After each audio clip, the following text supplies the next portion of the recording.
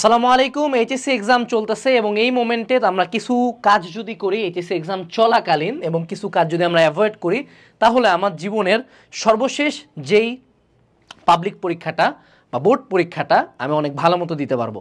So আমরা কথা না বাড়াই সরাসরি আমাদের ভিডিওতে চলে যাই। তো প্রথম যেই প্রশ্নটা বাবারা, একটা জিনিস এখনও অনেকে ভুল করতেছো, সামনেও করতে পারো, সেটা হলো কেন লেটে আসছো। যেহেতু তোমাদের পরীক্ষার 30 মিনিট আগে থেকেই সব কিছু বন্ধ হয়ে যায়, এরপরে কাউকে ঢুকতে দেওয়া হয় না। প্রতিবার বৃষ্টি হোক, যা হোক, এনিথিং হোক, এটা আসলে তোমার উপর দায়ভার, এটাই সিস্টেমটাই এরকম।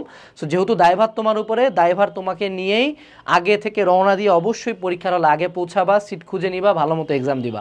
হুদাকামে একটু লেটে যায়, তাড়াহুড়া করে ঢুকে মাথাটা প্যানিক করে এক্সামটা খারাপ দিবা না। এটা হলো 1 নাম্বার কাজ, আবারও খেয়াল করে দিলাম।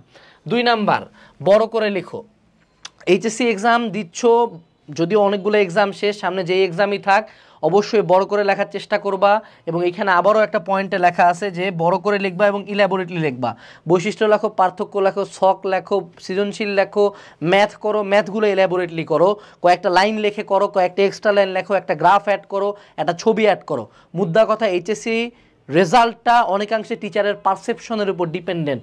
অর্থাৎ টিচার তোমার খাতা দেখে কি ভাবতেছে, এই পারসেপশনের উপর যেমন সাইজটা ম্যাটার করতেছে, ঠিক তেমনই খাতার সৌন্দর্য, অর্থাৎ খাতাটা কতটা সুন্দর করে তুমি মার্কিং করছো, আন্ডারলাইন করছো, কাটাকাটি কেমন অ্যাভয়েড করছো, এই জিনিসগুলোতে একটু ছোটোখাটো ফোকাস দাও। এগুলাই অনেক ক্ষেত্রে তোমার 80+ নাম্বার বা অনেক ক্ষেত্রে তোমার 75এই নাম্বারটা আটকায় দেয়।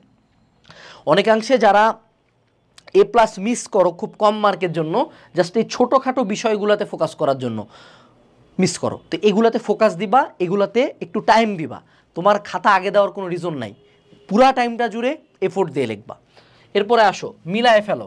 কোনো পরীক্ষা খারাপ হলে অবশ্যই পরীক্ষা শেষে উত্তর মিলাবা, অবশ্যই এমসিকিউ মিলাবা, অবশ্যই সৃজনশীল মিলাবা, অবশ্যই কোনো কিছু রাইট রং হলে যে তোমার এক্সামটা কেমন হয়েছে এই চুলকানিটা মাথা থেকে কমপ্লিটলি বের করে ফেলতে হবে। এই জন্য ভালো মতো মিলায় ফেলতে হবে, এটা হলো মুদ্রা কথা। মিলানোর ক্ষেত্রে কোনো কৃপণতা করো, অনেকে বলে যে মিলাইতে হয় না, আমি বলবো মিলাইতে হয়। কারণ এই খুচখুচ নিয়ে সারাদিন থাকে, নেক্সট এক্সামটাও খারাপ হয়। তো পরীক্ষা শেষে মিলায় 1-2 ঘন্টা কান্দাকাটি করে শেষ, নেক্সট এক্সামে ফোকাস করতে হবে। এরপরে অ্যাডমিশন নিয়ে চিন্তা করবা না। অনেকে তোমাদেরকে নিয়ে এখন একটা নোংরা খেলা খেলতেছে, 5,000 ডিসকাউন্ট, 10,000 ডিসকাউন্ট, এই সেই হ্যান ত্যান।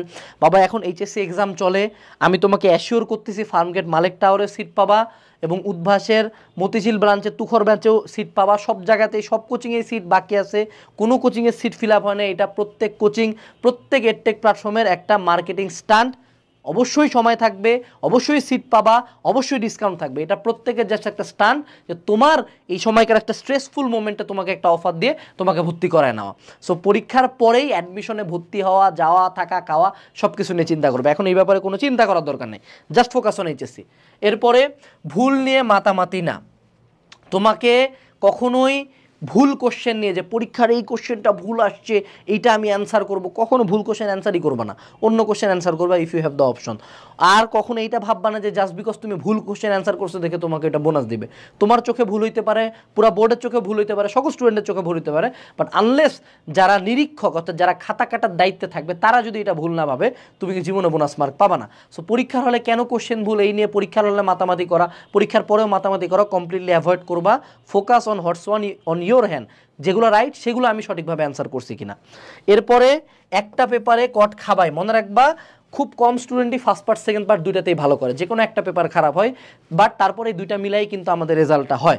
সো আমার পার্সোনাল সাজেশন হইলো বাবারা, যে কোনো একটা পেপার খারাপ হইতেই পারে, যে কোনো একটা পেপার সাধারণত ইচ্ছা করে কঠিন কোশ্চেন করা হইতে পারে, বাট অলওয়েজ যদি ধরো তোমার ফার্স্ট পার্টটা খারাপ হয়ে গেছে, সেকেন্ড পার্টের জন্য এমন প্রিপারেশন নিবা যে পুরা সেন্টারে তোমার হাইয়েস্ট নাম্বার থাকে। তো এইটা মানে নিয়েই এই স্ট্র্যাটেজিতে আগাবে যে একটা পরীক্ষা যদি কোনো কারণে খারাপ হয়, ঠিক আছে, যদি তোমার কোনো একটা পরীক্ষা খারাপ হয় তাহলে তোমার ওই পরীক্ষা তোমার আর হাতে নাই, কান্দো কাটো যা করো, অনলাইনে যা লেখো, নেক্সট এক্সামে কীভাবে এটা ব্যাকআপ দিতে পারো এটার দিকে ফোকাস করবা।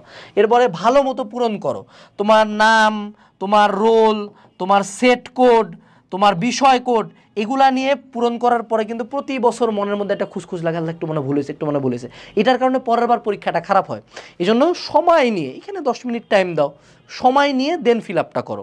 এরপর আরেকটা সাজেশন হইলো যে ট্রাই টু মুভ অন। কোনো একটা এক্সাম হইলে এটা নিয়ে আমি সাজেস্ট করবো 1-2 ঘন্টা কান্দাকাটি করো, বা ওই দিন এক্সাম দিয়ে আসে, ওই দিনটা মন খারাপ থাকবে।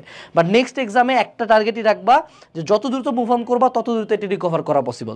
তুমি যে এক্সামটা দিয়ে আসছো ওটার কোনো কিছু চেঞ্জ করা পসিবল না, বাট মুভ অন করাটা খুব দ্রুত পসিবল। সেক্ষেত্রে পার্সোনাল সাজেশন হলো একদিন টাইম নেওয়া, তারপর নেক্সট এক্সামে ফোকাস করতে হবে ইনস্ট্যান্টলি, ঠিক আছে?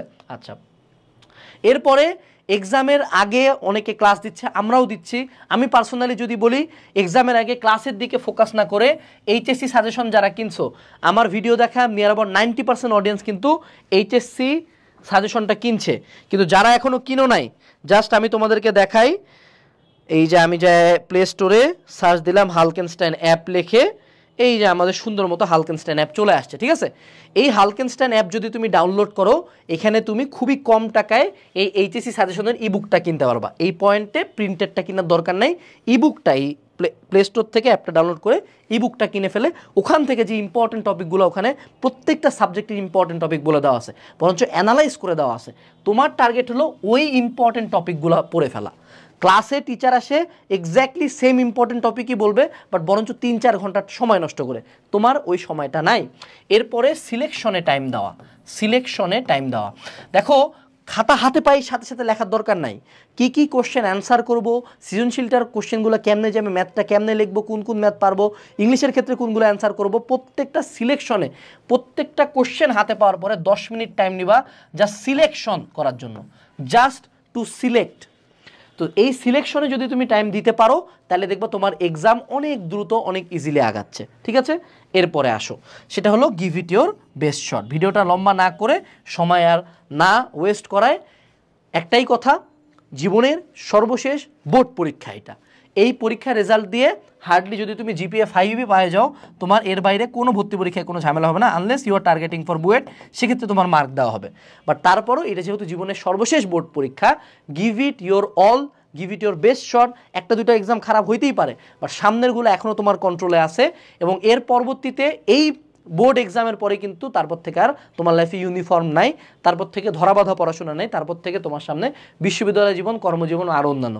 সো এটা একটা মেমোরি হয়ে থাকবে। সো নিজের সর্বোচ্চটা দাও, সর্বোচ্চটা দিয়ে ভালো মতো পড়াশোনা করো। বেস্ট অফ লাক এইচএসসির প্রত্যেকটা এক্সামের জন্য। টাটা।